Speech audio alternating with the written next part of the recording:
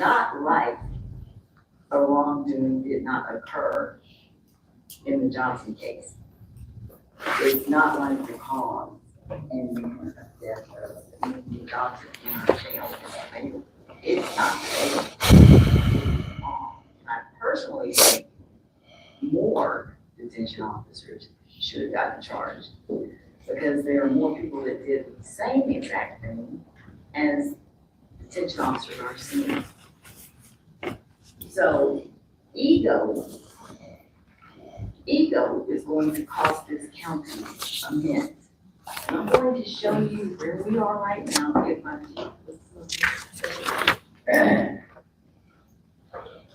I'll show you where we are right now, just in the Johnson case, one case.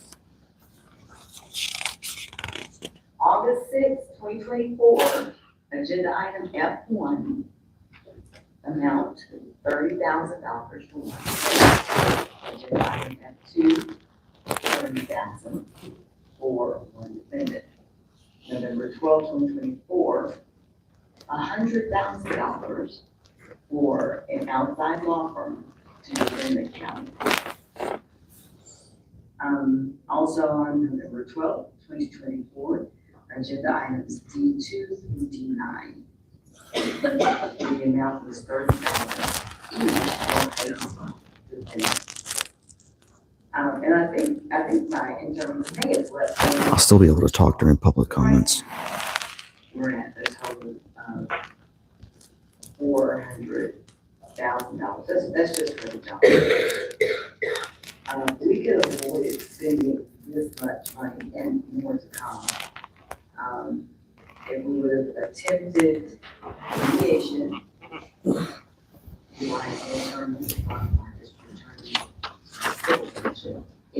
With regard to the outside attorney representing the county, not the outside attorneys representing the detention officers. This money is money that could have gone toward the settlement because we will end up losing. We're giving away free money. And look, these firms are going to try to get as much money out of us as possible. Because they know that this is a case that should be settled. We're dragging this thing out, hiring an expensive outside firm to defend us for a jail debt that our sheriff has been on TV saying this is wrong. And he fired you guys for it. So this does not make any sense. Makes no sense. So I'll go back and close and listen to what they have to say about why Ms. Holly, the detention officer Holly, needs additional funds. But just know, I'm gonna bring my little thermometer every time the DA's office comes back to court seeking additional funds for each of these detention officers and for the expensive law firm that we've retained to defend the county in a case in which everybody in here saw on TV, on the news, we snuffed out the life of Anthony Johnson Jr. Get myself out of the way.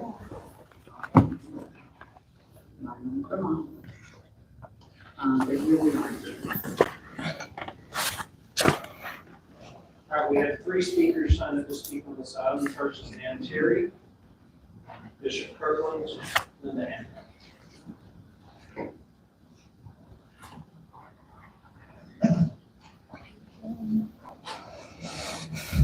I guess there's a certain way to sign up for these things that I did wrong. Good morning, Mr. Cross and Mr. Miles. I've been here this year, so welcome. I'm Dan Terry. I'm here to speak on behalf of the item to discuss hiring an additional lawyer to defend the employee in the death of Anthony Johnson. I'm not against the idea of defending our employees as required, but I am against the idea of not settling. I want to use part of my 3 minutes to tell a story. My father is still living. He's 93. He was a member of the student editorial board of the Law Review at the University of Texas. He was in the top of his class. He was a corporate attorney for an oil company. When I was a kid, Dad promised we would run out of gas before we got gas for this other company. He swore. The company names don't matter. Over time, the company's names changed with the acquisitions and mergers. We still didn't buy their gas. That still has never bought their gas. Even after he quit driving when he rode with me, we didn't buy their gas. Why? Because that original company wouldn't settle a lawsuit even when that company was wrong. It wasn't just Dad. I had the opportunity to meet with Dad and a couple of his law school buddies. They denounced many things, as you can imagine. The one was the clogged courtrooms where parties should settle instead of litigate. It's a gamble whether the county has culpability. In the last election, according to the county's election data, 46% of the voters did not vote for the county sheriff who was in charge for the Anthony Johnson data. Facts. Tarrant County has a history of deaths in the jail. I'm here today because the county led the state in deaths in 2020 and never acknowledged that dubious distinction. The only cause of death in this case is homicide. The district attorney has dismissed charges against other jailers, against a jailer related to the beating of Corey Rodriguez. Yet that same DA filed murder charges in this case. And you're refusing to settle. It's a gamble I, as a taxpayer don't like. Stephanie's wife. She has warrants and she wants to speak to you. She has what? She has 3 warrants out right now. Okay. So as a courtesy to you and her, she wants to speak to you real quick. Okay, let's see if I can mute.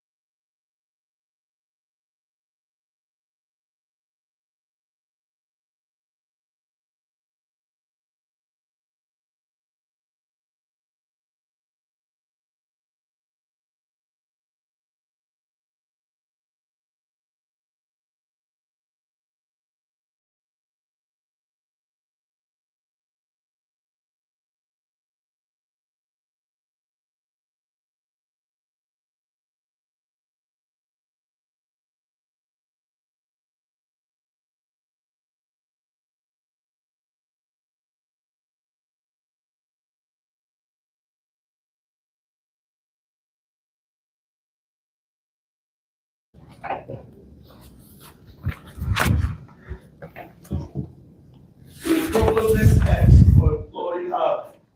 We will continue to pour money into an empty pot, into a pocket with no holes. They're taking Caroline on some warrants for unpaid tickets. Witness County, So Carolina's going to the Fort Worth jail. what we've done to veteran Marine Anthony Johnson, and just simply said, we were They have wrong. 3 warrants. Mr. and Ms. Johnson, We apologize. And Mr. Johnson, if But they're gonna walk her through, so she should be out in and out right away. Ms. Hanratty?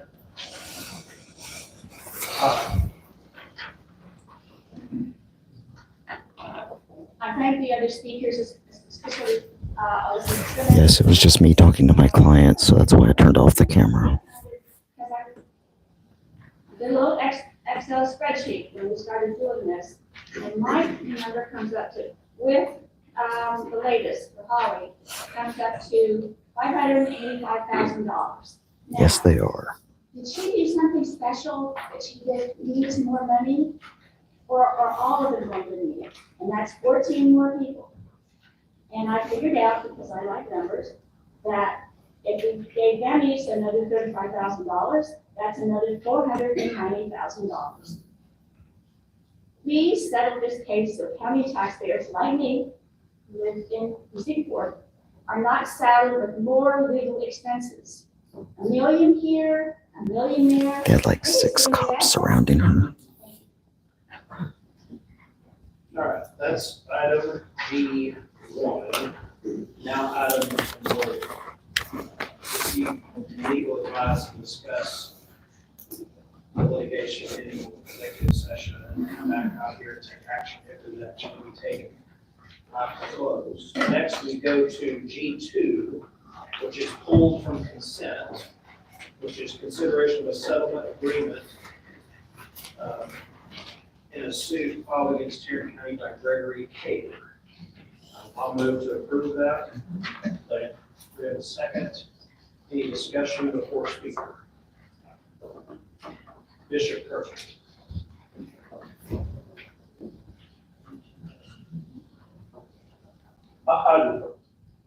It won't. All right, we have a motion and a second. Any other discussion, any discussion at all on this item? All right, seeing none, please cast your vote. All right, passes unanimously.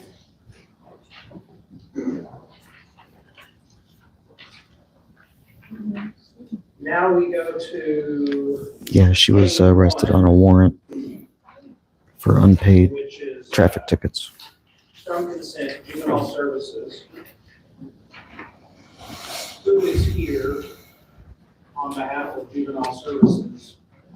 Okay. Come on, would you come forward? We're almost there. Not necessarily be your question. Jeez, there's a whole lot of shit in here. So, what is this particular contract that we enter into with Fort Worth ISD? Yes. How long does this contract run for? She won't need to be bailed out. They're gonna take her straight to the magistrate.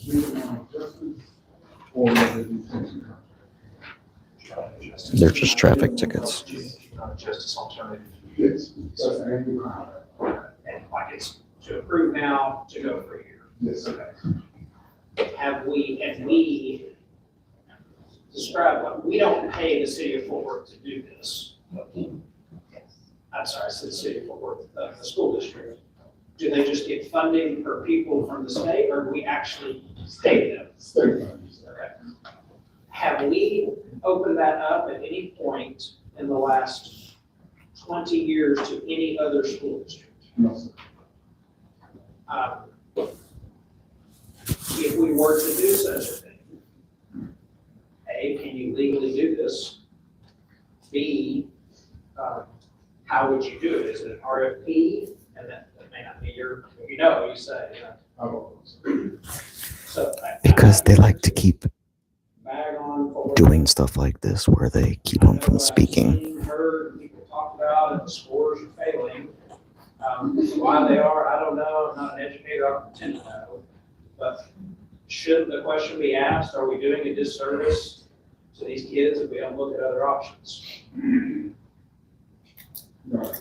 So originally, I think we were doing with Fort Worth ISD. Our location is really close in Fort Worth ISD. Are these teachers that teach the kids there full-time teachers, or do they just come in for an hour here? Is it's run basically like a regular school? It is, it's alternative school that's required by statute, it's statutory, the county over 250,000 people has to have an alternative school on a juvenile justice. So, this is for Helen, Chandler, Ron. Can anyone tell us the last time we looked at if another school district would be more appropriate? Or do we just do this every year, go through the motions?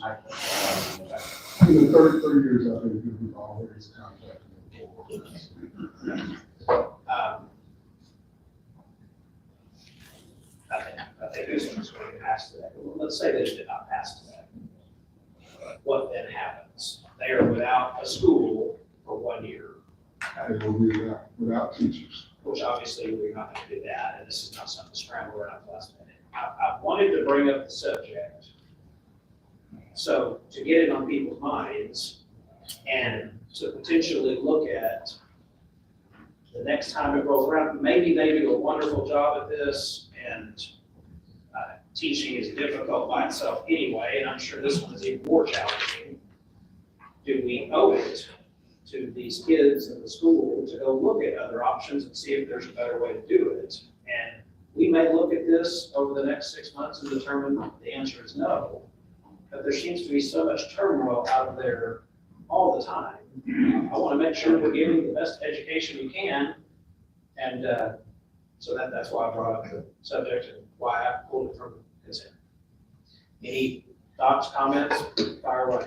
I'll say this, so I sit on the state juvenile justice department, the state agency board, and the state runs that. So like you said, it's statutory. I'm not sure the statutory requirement district may be if it's within that district, and there's no choice. But I will say there are actually block grants that are available from the state, and I've already spoken to our juvenile commission chief, Robert Shaw, about creative programs, out in the community, home-based programs, et cetera, that Tarrant County can apply for specifically. So if we're reducing recidivism, providing better education, all the rest. And I've said, listen, throw everything that you can think of at the wall. And if there's a way to I don't know how long this is going to take to get my comments in. I think we'll figure it out by statute what they have to do, but it's going to be a state. I may have to leave. This basically, we have to. Can you, Mark, can you just give us the legal memo, just on what the law says about it? Again, we're not going to leave kids without teachers today, or I can't imagine, but it's something I think we ought to at least explore to look at, is there a better way to do it? Is there a better group to do it with? The answer may be no. These people may be doing phenomenal with this. I don't know. But after 33 years, we at least owe it to check into it. Well, I'll say this, we're up to education, and I'll be bringing forward a resolution in the next couple of meetings that touches on literacy. So I have to leave in about 45 minutes if they don't call me, because I have to get to Hood County. And folks getting arrested or kids getting arrested, almost 95% of them are not able to read at grade level. By the time they're in third grade or whatever the stat is. So, I mean, that's a huge issue in education. I mean, education truly can save lives. And So that's Hope Farm knows that. That's why reading is the most important thing they work on. And Academy 4, which is a local nonprofit started by that's one kind. The gentleman, a very wealthy, brilliant businessman that started that. We have had discussions with him, both Riley Shaw, Judge Kim, myself, about what programs they could put together to help in this very scenario and with that group. So I agree, in addition to the legal letter, if we could get some metrics, how has the program operated over those 33 years? Successes, failures, that type of thing. that's a great point because, I mean, we're currently in legislative session. So if we are barred, we're stuck in a program by the statute. That's something you ask the legislature to say, give locals the ability to be flexible to add options. I think one thing that will be probably a little bit difficult to come by when it comes to statistics is some of these kids are here for a long time. They don't measure them from one year to the next. Now, this school does, and then the school they go back to does, I mean, it's possible to put it together, but it wouldn't be the easiest thing in the world to come up with, like it is just general statistics from elementary, junior high, high school, middle school. Is that true? That is true. We do have outcome measures. The TJJD and prior to that, TJPC, Texas Juvenile Probation Commission, has recognized our juvenile justice alternative school level model for the state. We often have other districts and visitors see what we're doing. Our audits have been outstanding throughout the years. We've got less than 100% rating on any of our audits in the last 2 years. A lot of work. And the campus is different. Classes are smaller, our students are getting a lot of attention, we provide a lot of resources, life skills programs, just not about the education, work with families there, provide them resources if needed, but I think it is a model for the state of Texas right now. I'm proud of that program. All right, any other questions or comments on this item, or do we have a motion? Second. I would have a motion and a second to approve. Any discussion? Please cast your vote. Passes unanimously. Thank you, Ron.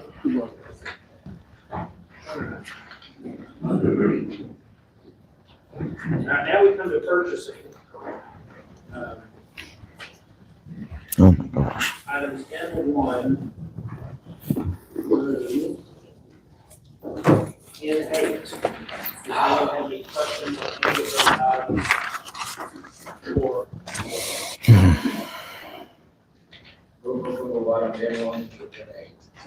we have a motion and a second to approve purchasing items N1 through 8. Any discussion? Judge, I signed up to speak on that. Thank you for catching that. I don't have that. Did you sign up for public comments, or did you sign up for that agenda? I entered N17 on the online form. Yes.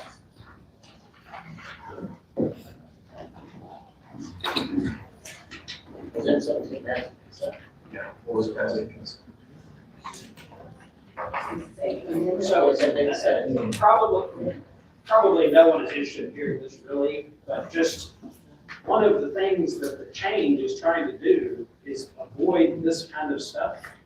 And we have this literally just about every meeting where something didn't get in. I think there's a way to do the forms different, where if you want to speak on 4 items, you don't necessarily have to speak 17 different times. So can somebody find this form?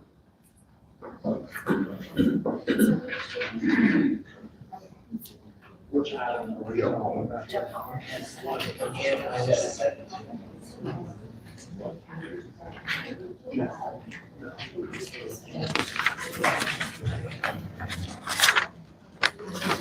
So have we, okay, we found it, so, okay.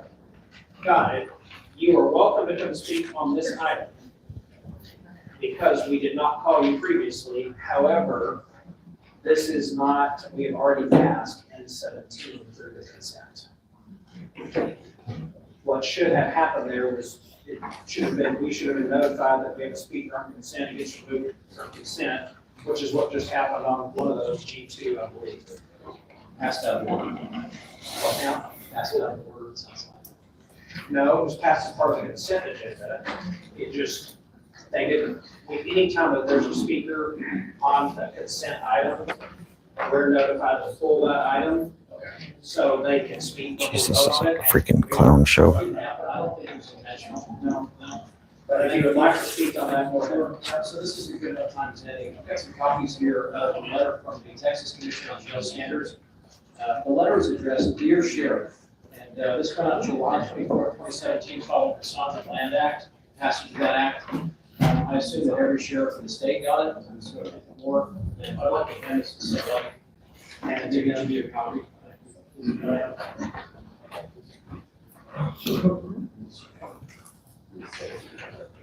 Yes, I'll get to speak if So, I can. the reason I wanted to speak on If this. they hurry up. regarding this, regarding this conference I had, is that, I believe that, so N17 is the first tactical year for the sheriff's department. I would like to appeal to the commissioners court to look for, I don't have an agenda packet, I don't know what each of the line items are, what he's asking for. If we want our deputies to be safe, yes. But I would propose to make an amendment to this item to divert some of the funds to necessary improvements in the jail. Your jail is understaffed, your jail is out of compliance. So there are things called variances, and that's listed, that's not listed. We have variances, we have a list of variances.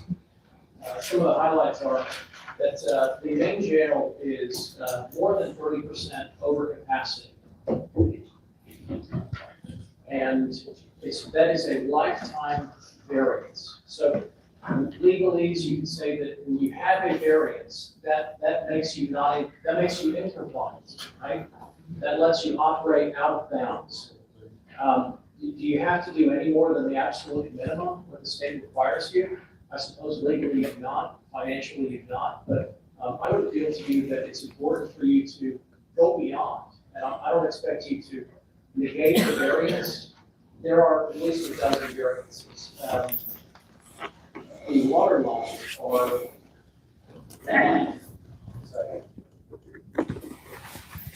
rebate variance issued in 1996 for medical isolation cell is shorter than the minimum required height.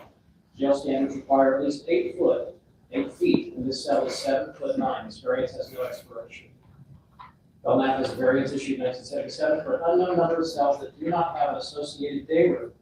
You also have a variance relating to adequate lighting in the mental housing area. Let's just focus on that. Number 10, Belknap has a variance issued in 1988 for lighting requirements that are not met in the mental housing area. The jail standards have several lighting requirements. So what would it cost to improve the lighting, to bring lighting up to state standards in the mental facility? Would that cost, $10,000, $100,000 out of whatever is being asked for in a tactical year? Thank you. Thank you. All right, so, Mr. Crowder. In light of the fact that we had a public speaker for an item that was not called, so do we need to address N17 in any way, shape, or form? To be advisable, Judge, what I would recommend is if the court would like to reconsider approval of the consent agenda, pass it again as amended with N17 removed, and then pass N17 individually. How couldn't we just make a motion to readdress N17 by itself? Can we spend that? So, motion to reconsider items. And, Mr. Palmer, our apologies if I missed it. That's we. Or you can make a motion, Mr. Yeah, I'm happy to make that motion unless we're settled on it. So the motion to reconsider item N17 from the consent agenda. Second. We have a motion and a second. Any discussion? Please cast your vote. All right, passes unanimously. Now, a motion to approve N17. Second. And we have a motion and a second to approve N17. Any discussion there? All right, seeing none, please cast your vote. All right, passes unanimously. All right, now, I believe we have a motion and a second on the floor to approve N1 through 8. Has that in any way, shape, or form been deemed removed, or is that motion and a second still good? All right, we have a motion and a second to approve item N1 through 8. Any discussion there? All right, please cast your vote. All right, that passes unanimously. Which then brings us to N9, and I have one issue with N9, and that is I. So with our new HR director, do we not have the ability to do our own compensation study And when we previously did this every year, a side-by-side comparison of the two presentations literally had a handful of changes to the PowerPoint. And I don't know how the rest of the court members felt that were here. Certainly don't know how the two that are new would view this, but it seems to be like a compensation study is a gargantuan waste of time. Okay. I don't disagree. What I'm asking for this time is something very, very different. We need to look at our current actual structure. We need to revisit job descriptions, leveling requirements. We need to get alignment on that. The structure itself is based on market comp data and the way that it's leveled. We need to revisit the foundation of compensation. And so this particular request is really going to address all of those items.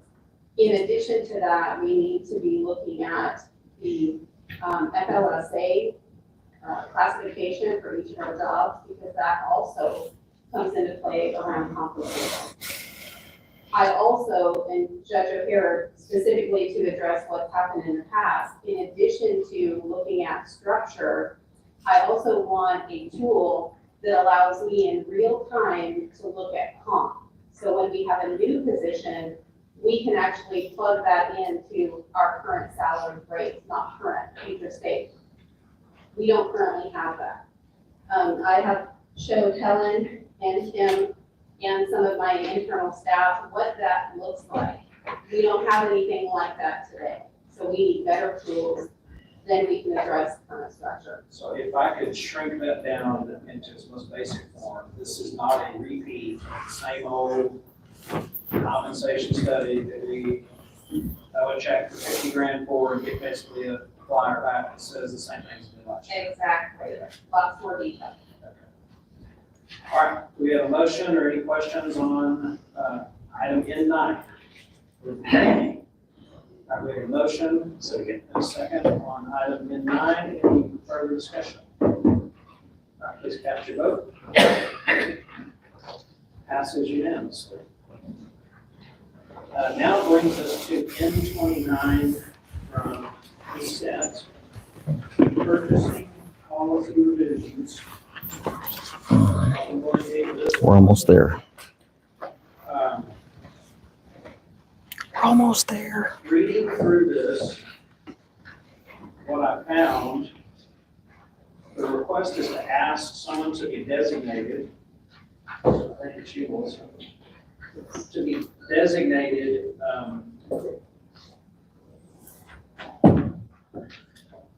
someone to, the commission court is delegating authority to do things in the event of an emergency case. But then there's never a definition that I found of emergency case.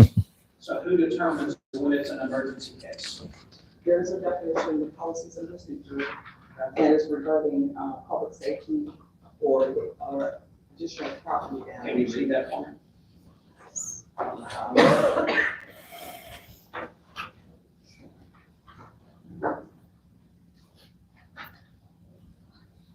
I think it's like page long. I want you to read it.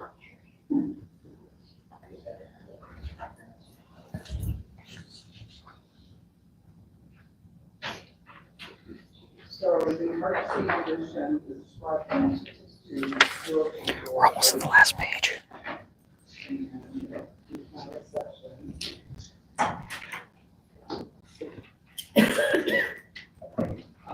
That addresses emotional procedures, emergency services. Which could, what's the, where does The rest of this looks like it might be non-controversial. the item in the policy and procedures? Who knows? Where does it define emergency?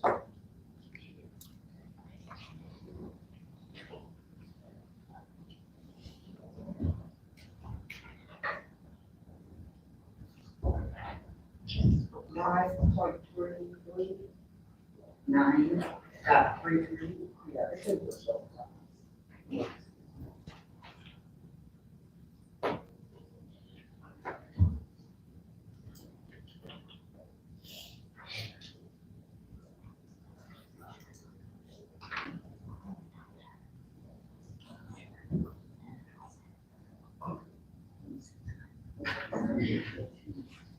I don't think anything that we got in our packet has 9.8 in it. No, it's not. So what I'm addressing here is under payments and performance bonds. So what would be made payment and performance bonds for annual contracts that are less than $50,000? Most of them are. It's designating you as the emergency person. And what is emergency? So an example of things that. I don't want an example, I want to know exactly what it says. Is that 14 payments on?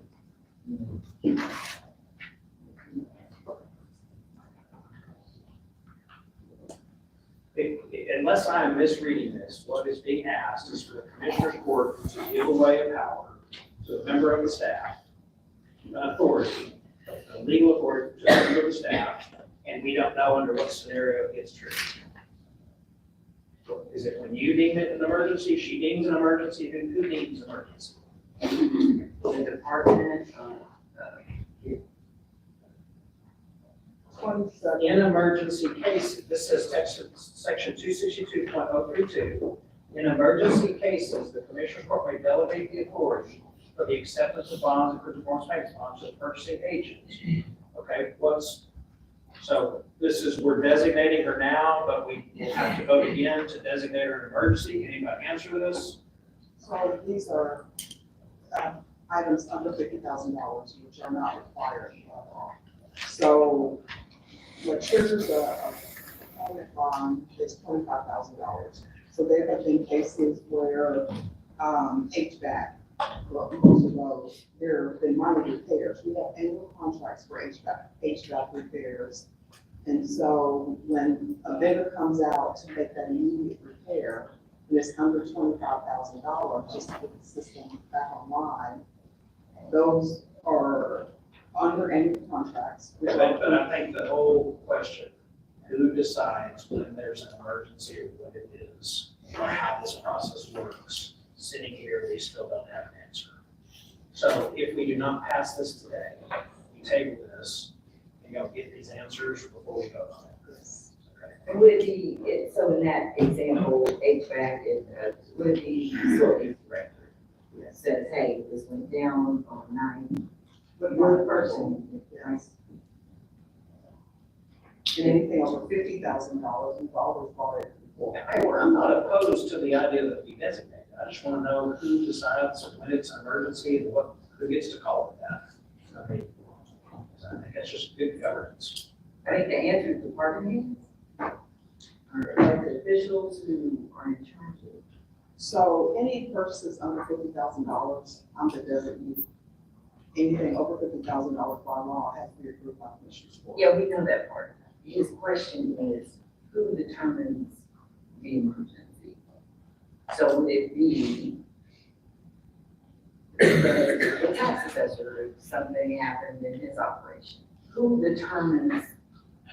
Yes, so the end user will have an urgent issue. They will bring it before purchasing, and we would find out all the details. If it's something that cannot wait, we'll tell them to go ahead and move forward with the purchase.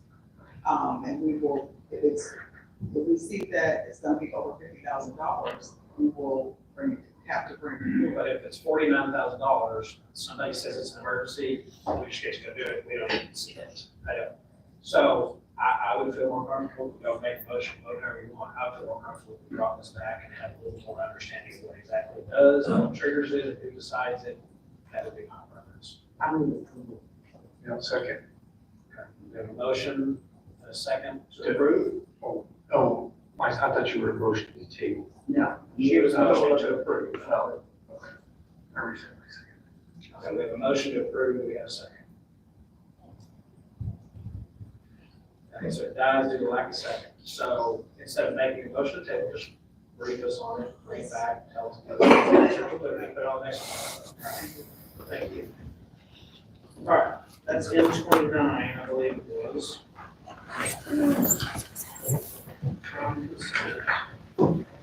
All right, see where we are now. Maybe we'll get somewhere. All right, now we move to transportation. Okay. Consider establishing a speed limit of 25 miles per hour in the South Fork Estate subdivision, phases 1, 2, 3, 4, precinct 1. Oh my gosh. After the earlier. Are we really gonna do this? Hearing, moving to one public hearings. Do we have a motion? We have a motion, a second to approve that speed limit. Okay, good. Any discussion? Jeez, All right, please Good. cast your vote. hurry up. All right, that passes unanimously. Next up, item Q2, consider establishing a speed limit. Are they seriously gonna do this one by one? Previous hearings, we have a motion. We have a motion, a second to approve that speed limit. Any discussion? Please cast your vote. All right, passes unanimously. Next, we have board and commission appointments. Do we have any board or commission appointments? All right, seeing none, we now move to approval of bonds and certificates All right, of insurance. 2 more to go.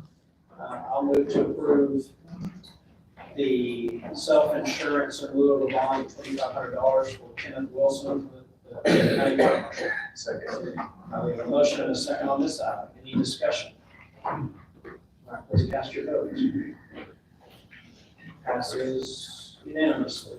Are there any other bonds or self-insurance things to vote on? Is there okay? Brings us to a briefing item, briefing on education code, sections 13. Oh my gosh, this is the last thing before public comments. This is the last part. I don't know how long this will take. Mark Bradley at the DA's office, Civil Division. I've been asked today to talk to court a little bit about certain aspects of the education code. Before I get too deep into this, I just want to preface this by saying I'm a little constrained what I can say, to stick to precisely what the statutes say, and not get into any opinions or advice as you hold in the session. So there are 5 statutes that are agendized for this briefing item. Education Code 13.101 through 0.105. These sections have to do with the process of detachment of the school district. This is a process that essentially allows a single school district to split into 2 and create a brand new school district where one did not previously exist. There are 2 methods, really 3, but 2 primary ones where detachment can occur. The first is the route of a petition where a group of 10% of the registered voters in the proposed detached area sign a petition, bring it to the commissioner's court, and then in 30 days, the commissioner's court holds a hearing on the validity of the petition. If the petition is deemed to be valid by the commissioner's court, then the school board orders an election. The results of that election are then brought back here, and if it passes, the commissioner's court orders the creation of the district. That part is fairly straightforward. There's a considerable amount of detail in these statutes about what that election looks like and what the petition looks like. The second method is a little less clear. That is the resolution method. And there is some controversy over whether a resolution by itself, passed by a school board, initiates the process of detachment, or whether instead the resolution triggers an election similar in the manner that petition does. And the statutes are not a picture of clarity on this front. If you just look at the straight language of the statutes, it seems to indicate that a resolution by itself is sufficient. However, there's a contrasting school of thought that says it triggers an election. There is very little to no guidance in Texas law as to which one of these processes controls. It is an issue of first impression. From our research, we cannot find a situation where this has previously occurred in Texas. I will tell the court that I've gone so far as to go back to the 1995 legislative session when the bill that created this session was passed, listened to a considerable amount of the Commission on Education's hearings when they considered this. This item is not brought up. So we are. So there's no spoken legislative history. Not that I have heard thus far. And I'll be frank with you and tell you, I've gotten maybe about halfway through what I can. I've started using AI to transcribe these hearings and go through them. So far, no luck. So it's not particularly helpful, unfortunately. Are we consulting with, which state agency are you obtaining guidance from? The AG's office or? Commissioner, at this point, we have not sought out any advice from a state agency. We've kicked it around pretty thoroughly internally. We've discussed it a lot. As I said, I've done a considerable amount of research into this. If there's anyone in particular that you would like me to reach out to, I'm happy to do that. I'm happy to hear any opinions or receive any guidance on this front as this issue continues to metastasize. Could become something for the court to consider in the future. Happy to get somebody happy to talk to you about that. So are we in receipt of a petition yet? Thus far, this court has received neither a petition nor a resolution. That could change at some point in the future. Do you feel comfortable opining on if a resolution does get passed and it comes to the court with an election or not? And you're reading the statutes, whether that would trigger an election, or if it's just the resolution passes and it goes to the commissioner's court, or is the law still too murky for you to feel confident saying one way or the other, kind of where do you think the statute reads? Well, I would say that's something we should discuss in executive session. Because there's so many variables that go into that. It would be me applying facts to the law and analysis there. What you told us last week and 2 weeks ago in the executive session, have you run across anything that's changed the way you do this? I'd certainly say there's been some refining of that opinion, but the advice this court received previously still stands. I wanted to say, and you all, just so you are transparent, and so we don't fall in the same situation that Keller ISD did initially, where they were doing things behind closed doors. So I appreciate you giving us what you got so far. I've heard from many constituents, and I believe the only fair way for Keller ISD to move forward is to petition for vote. That's my position. And petition seems to be the common mention of this education code, and constituents have questioned the transparency of this process. So I think to the non-citizens, the opportunity to decide the fate of their kids, their election, furthers distrust, suspicion that agendas are at play without consideration of all families involved. That's my position. And I hope the court will agree that the room is out and open so folks can hear that we're talking about. We're not trying to hide anything. We don't know. And so our counsel is telling me he's trying to get to the bottom of it for us. So once we're educated, you'll be educated about what our vote in the sense of court.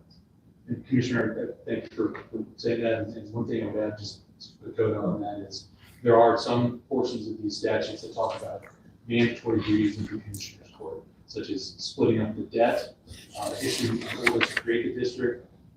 If there is a detached new school district created, the commissioner's court appoints board members to the new district. Those are shells. The court has no discretion. You must do that at some point. The question right now is, what is the route that we take to get there? And I think it is important to note as well, one of the reasons that going into executive session to receive legal advice on this issue is appropriate is it's entirely possible that we can find solving litigation on this issue. Thank you, sir. Question, Mr. Creditor, so just so I can make sure I'm understanding what you're saying, even if Sorry, this is so boring, guys. this goes to a vote, as residents of This is the Keller, last thing. we are still obligated to split the debt and appoint the board members, the school board members. Is that accurate? Correct, Commissioner. If the vote is successful in the detachment process, if the court receives a petition, the vote succeeds, the court shall create a new district, split the debt, and then appoint new board members. Okay. It is a ministerial review. I think for us, I said that's Mr. Chair's opinion. I think parents deserve that ultimate choice. Parents can choose where they reside, which district in which they reside, which schools they should go to, how to hold their eyes accountable. It's for me, common sense, and you can't find specifics in the law. You can't just make a whole law. Which is my opinion. Again, we haven't got a petition or resolution to trigger anything. So, but that's my opinion.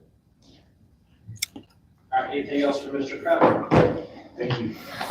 We have 4 speakers signed to speak on this. Oh, crap. Elizabeth Minius, am I saying that correctly? Okay, I take that back. Elizabeth will be Barbara Brewer. Can I just ask you quickly, usually getting your name about 1 minute, 2 minutes? 3 minutes. Okay, sounds long. Okay, thank you for allowing me to speak today. My name is Elizabeth Minius, born and raised in North Texas. I graduated in Texas and I went to degree in aerospace engineering. And after a short forever, I got into Texas as quick as I could. I was trained to teach in math, science, and engineering courses. 2 years in Norfolk ISD, 9 years for Norfolk ISD, and most recently 5 years for Central High School and Keller ISD. My husband Marcus and I owned a home in Azle for 5 years before moving to North Fort Worth to shorten our careers and have 2 kids. Our 9-year-old daughter is flourished at Ridgeview Elementary, and our 4-year-old son in the state. I only mention all of this to show you that we are deeply invested in our community. The difficulties and stresses our state's educators face daily are well known. But the connections and the hope I have for our future as a result of working with these young minds for the last 16 years is why I'm here today. As you are well aware by now, Keller ISD School Board has demonstrated their wish to split the district. Over 33,000 of these young minds stand to either gain or lose in this decision. Our school board has alluded they will not seek a public vote on the split, but we believe they will try to exploit a loophole in the law and proceed without legitimate public input and transparency about how it will affect our students, teachers, staff, debt, exploited facilities. At the January 16th school board meeting, 120 stakeholders in our community signed up to address the board. Many of us were forced to wait outside when using the cold for our turn to speak, some with small children. Out of these 120 people, 118 spoke up either against the split or demanding the community be allowed to vote on it. Only 2 people spoke otherwise. These speakers, many of them nervous first-time attendees to a school board meeting, were from all over the district, from all demographics, and self-identified as being from all over the political spectrum. As divisive as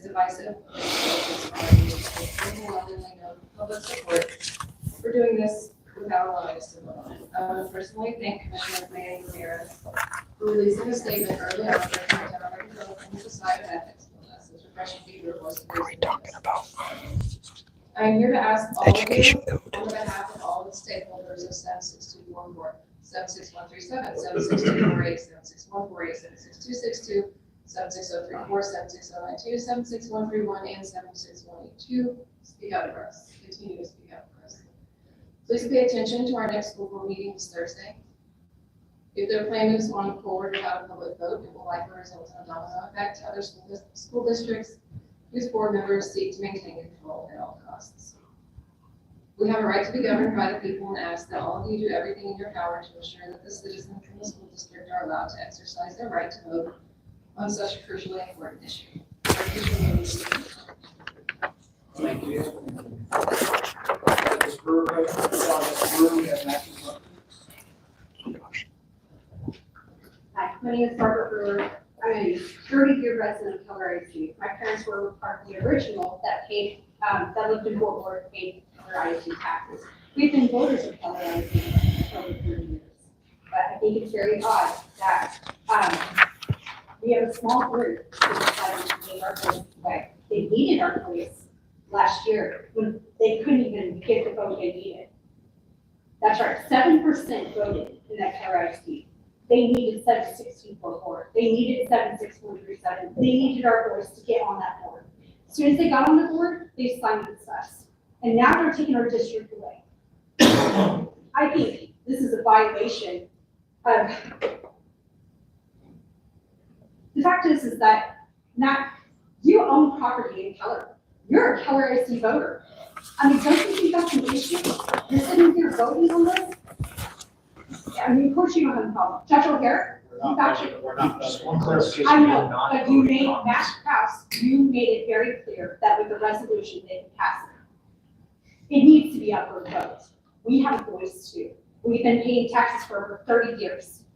And it's not fair. We helped build that thing. We helped build the K count. We're gonna lose that. They say we're gonna share it. They can't even share the stadium as it is. Timber Creek hasn't had a homecoming game at the Keller High Stadium in 7 years. They talk about fairness, but it's not. There's more issues than that. Some people can't even get into the K count that's on the other side of the tracks. This isn't an issue. But you know what's surprising is hearing all the different things about you, O'Hara, like the fact that you make it a us versus them. Yeah, Judge Whitley. And you know, it's not surprising that you're used to probably violating things. I mean, look at Farmers Branch. They had $1 million lawsuits because of your things that you passed. Like, it's just ridiculous. I'm just saying that I'm fighting for some 6244 who need a voice. And I think that this needs to move to a different county. It shouldn't be judged here in this commissioner's court. It's too controlling. Following Mr. Mucker, we have Denise Allen Carson.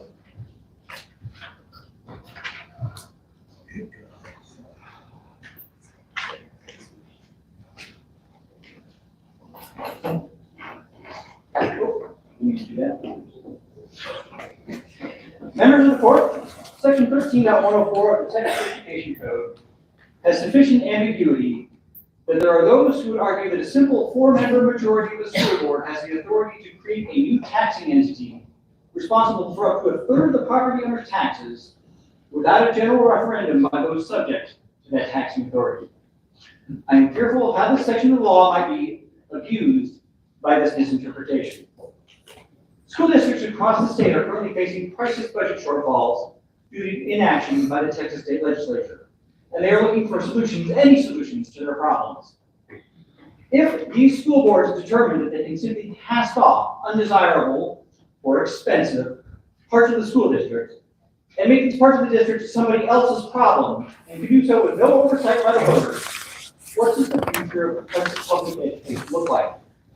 Worse yet, what might future school board elections look like?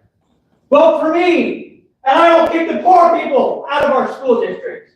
Vote for me, and I will kick the black people out of our school districts. Please lower your voice. Vote for me, and we will kick out Mr. Ramirez's people from our school districts.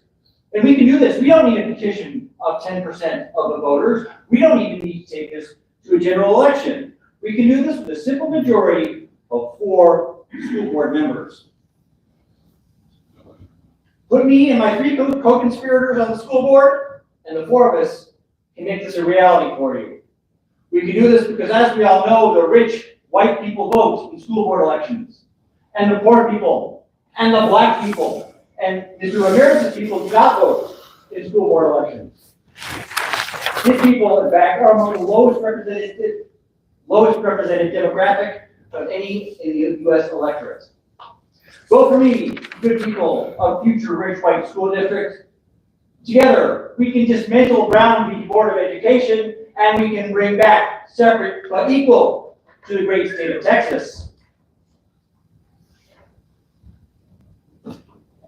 Should this issue come before the court, and should this court subscribe to what I clearly believe is a deeply flawed interpretation of the law, that little vignette is the reality that you will be creating for the state of Texas. If you don't think that there are school boards right now plotting to carve their districts along socioeconomic borders, there are thousands of parents in North Fort Worth who would like to have a word with you.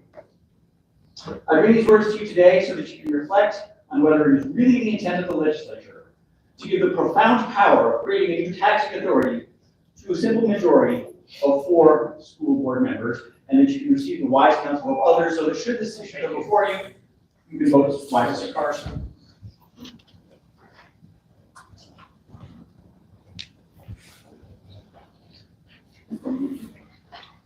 afternoon. My name is Denise, and I've never been here before. I don't know anything. So that's okay. I'm a very concerned citizen, and my heart is breaking for our community. Just so you know a little bit about I do need a me, zoot suit. unlike the three people who spoke before me, I'm on the east side of the tracks. I'm in the, white, affluent, however, the rich people, whatever you want to call us. I have 18 years in Keller ISD. I have a master's of education. I also taught in Keller High School for many years. But my heart is really breaking for our community. This is a community concern. It truly is. And we've gone from this side, that side, to this side, and it's a cultural war, it's a socioeconomic war. But I'd briefly like to make a few points for your consideration. Number one, the potential violation of the Open Meetings Act, which we believe has occurred within our school board. Number two, the board members do not represent culturally, socioeconomically, or demographically the population of Keller ISD. And number three, the board members have stacked the board based on their own cultural and ideological beliefs, many of whom I associate with myself. But this should be the last They speaker. included appointing two board members without a vote, therefore stacking them on their side. The first one, for example, regarding potential violations of the Open Meetings Act, there are at least two instances that need to be investigated. December 19th, two board members were presented a plan about splitting the district that obviously had been discussed without them. They were blindsided. And regarding the demographics, currently there are roughly 35,000 students in Keller ISD across the 9 cities that you represent. This demographic of Keller ISD is not represented by the board. 59% of the student population is white, 11% black, 17% Hispanic. I could go on. But the Keller ISD board splits in a way that we believe they're going to split this approximately 70% of the students will tend to be white, including a higher socioeconomic income level as well. The school board is represented by 7 individuals who are all white members. 3 of the school board members appointed 2 additional members without a vote. Clearly, the board has been stacked. I come to you imploring that you do your due diligence and uphold your position to enforce the rules of democracy. Democracy, by definition, is a system of government in which laws, policies, leadership, and major undertakings are decided by the people. I believe that what Keller ISD is going through currently is a major undertaking where we have a right to vote. Is Keller ISD and potentially the Commissioners Board circumventing the law with a supposed loophole or going to allow people their fundamental right to democracy? Thank you. Thank you. All right, now we come to public comments. I need clarification from Mr. Cradfield. I thought looking at my notes. Who calls an election? Is it the Commissioners Board? It's not the school board, correct?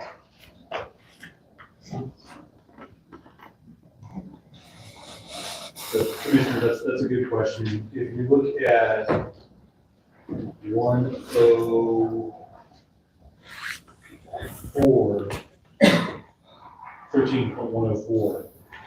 the Commissioners Court holds a hearing on the validity of the petition, and if the Commissioners Court determines the petition is valid, each Board of Trustees shall order an election to be held. So the Commissioners Court determines the validity of the petition, then pursuant to this statute, the actual election is ordered by the school board. So the language there assumes that there's multiple boards of trustees, so you could have the school district that straddles counties. Obviously, that's not the situation in what we're talking about, but the school board is the one that ultimately orders the election. But it cannot do so until the Commissioners Court determines the validity of the petition. What is slightly confusing is that if you look under subsection D, the Board of Trustees report the results of the election to the Commissioners Court, and then the Commissioners Court declares the results of the election. So that's a little unusual in that normally when we have an election for Board of Trustees, it is the board itself that's the canvassing authority for that election. But pursuant to this statute, it appears to make the Commissioners Court the canvassing authority, according to the result of the election. It's a little in the weeds and kind of goes against the normal way that elections are run under school board. Alright, so you're going to get your answers from who? What, you're gonna get our answers from which, the Attorney General, who? We'll have to advise the court appropriately based on our own research and conclusions. We'll certainly be happy to reach out to any of the Yeah. court. I asked that question earlier, and that answer may be asked again, but okay, thank you. All right, now we move to public comments. Finally. First person that I have, Daryl and Jackie Cox, following Ms. Cox is Doreen Geiger.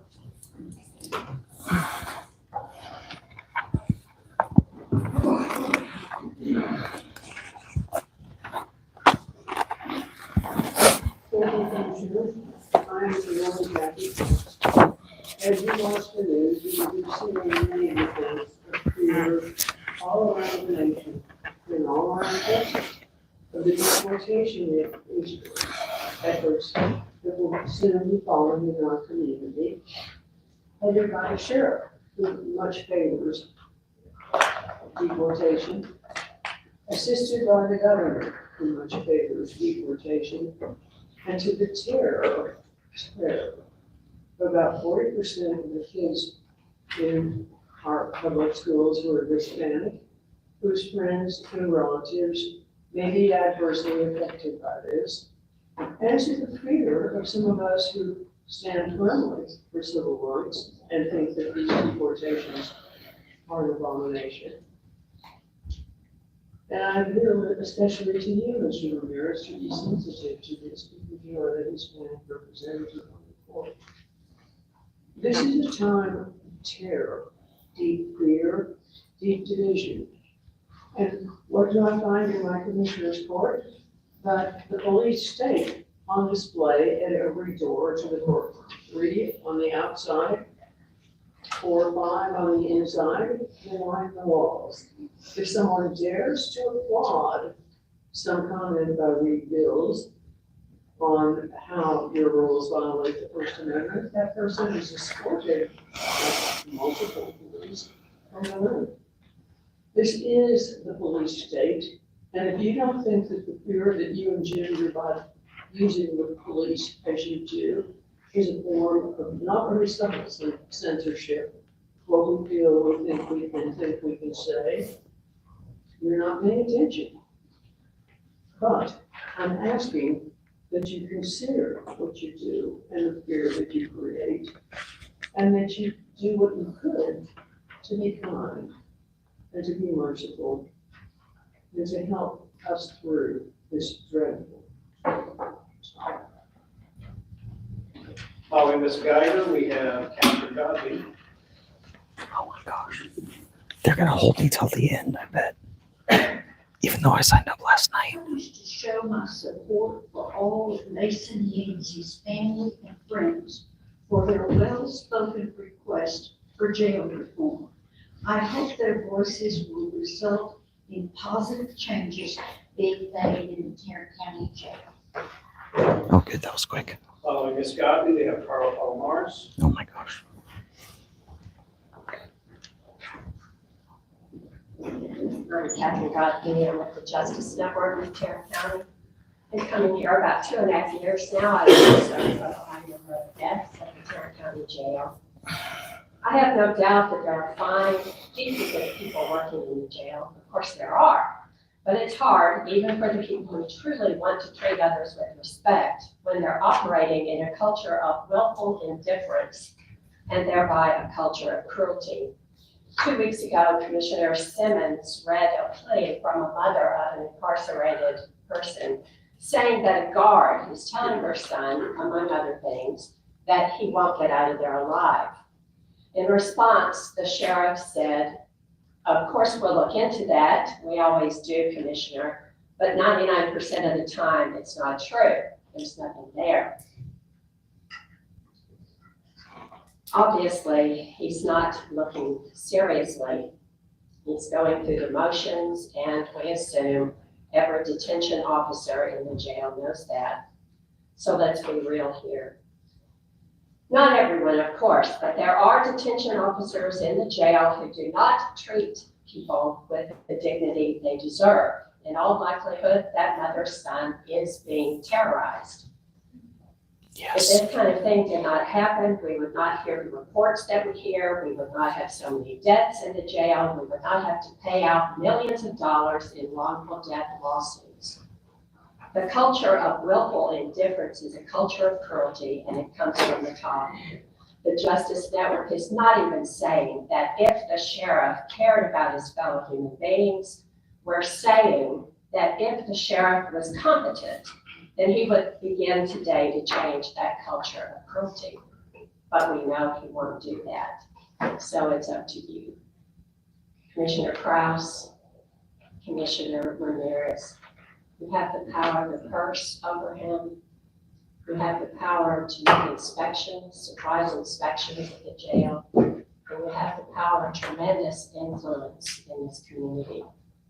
If it was your son or your daughter being terrorized in the jail, what would you do? Following Ms. Paula Morris, we have CJ Grisham.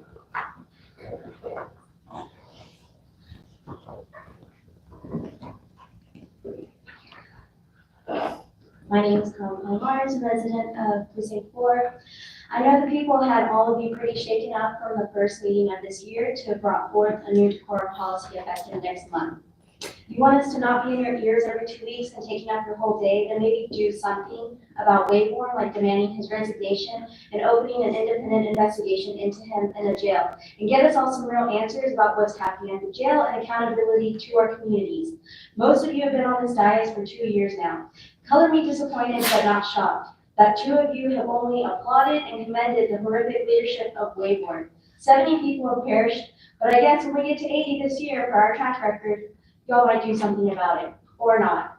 This court does have a lot of power.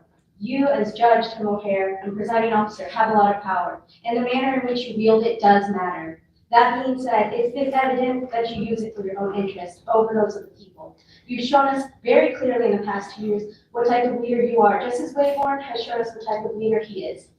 On multiple occasions, so much that we expect it at this point, when you propose something like that, to have campuses closed as polling sites, that everyone speaking in favor of it does go first.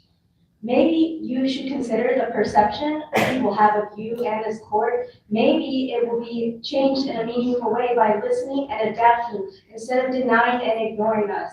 In 3 months, it'll be 1 year that Anthony Johnson Jr. was murdered in the Tarrant County Jail. We're overdue on accountability and justice. And Sheriff Rayborn, because I know you're sitting in your office watching, we're still demanding you release the court.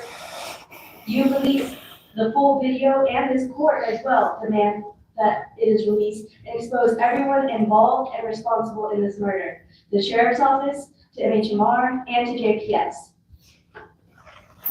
Following Mr. Grisham, we have Charles Harvey.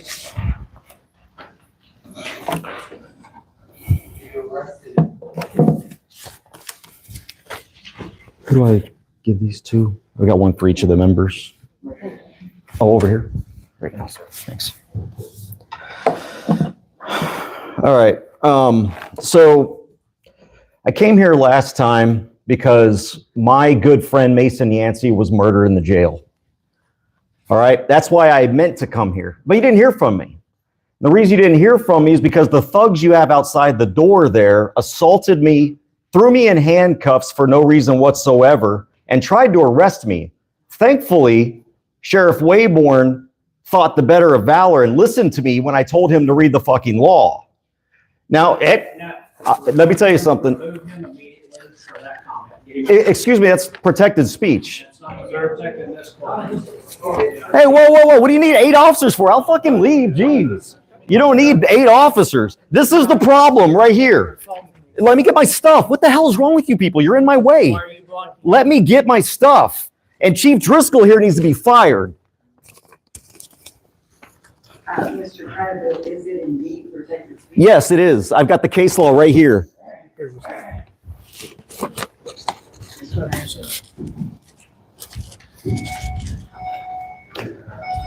Comes another lawsuit. So what's the charge? There is no charge, sir. You're being escorted out of the building. Out of the building or out of there? Out of the building as far as I'm aware. No, he said out of the meeting. Normally when you're asked to leave the meeting. What if I have other you business go to, here? You go to any other business you have. Okay. Yeah, so if you have business on the third floor, you have business on the second floor. Yeah, okay. So I'm not, let me get my papers together over here real quick. You guys and your thuggery.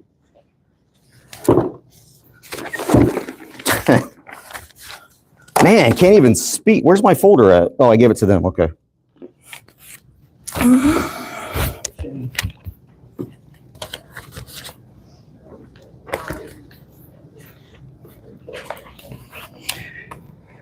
Man, can't believe I fought in 2 wars for you guys to violate the rights I nearly died to protect. Should be ashamed of yourselves, every one of you.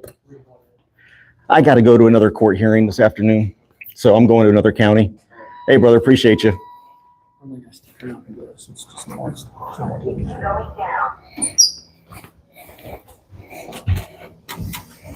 Appreciate you, man. You know, Manny told me to keep an eye on you today. Oh, appreciate it. Okay, you're the one. I can't believe he did that. Not even a warning. The rules say to give you a warning.